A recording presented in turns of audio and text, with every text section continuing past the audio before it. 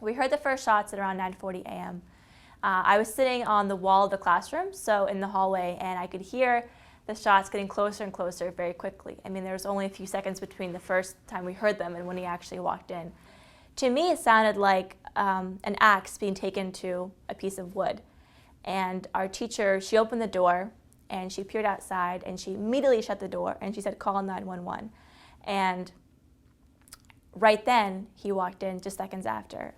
There's absolutely no time to think or to duck or to take cover, and people just kind of fell to the floor. And he immediately walked in shooting, and he went to the other side of the classroom and he started going down the rows. He went down each row very quickly, very purposefully. And I remember thinking, your turn is coming, you're going to get shot. I mean, I didn't realize there was an active shooter, but I knew something bad was happening. He came back to our classroom 3 times, and on the 3rd time, he killed himself in the front of the class. In between each time he was there, you could just hear people crying and coughing, and the cell phone started ringing. When he was in our class, I remember trying not to breathe very much, so he couldn't tell I was alive. Because as my stomach was hitting the chair, I was thinking, you know, he can see me breathing, he can see me alive, and that was very scary. I'll never forget when the SWAT team first broke in at around 9:51.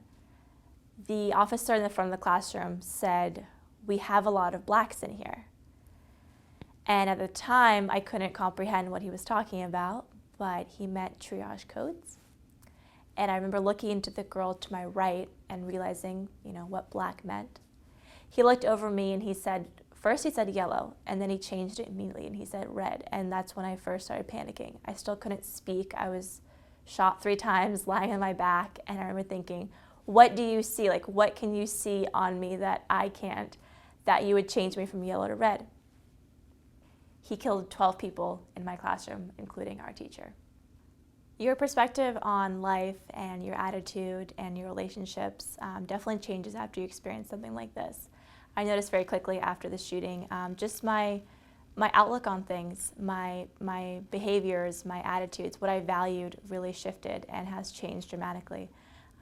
You're much more grateful for small things in life. You look at people differently. You appreciate traffic a little bit more because at the end of the day, you get to be there. You get to experience traffic. You get to feel, you know, the frustration of being alive, and that's something that we can never forget to not take for granted.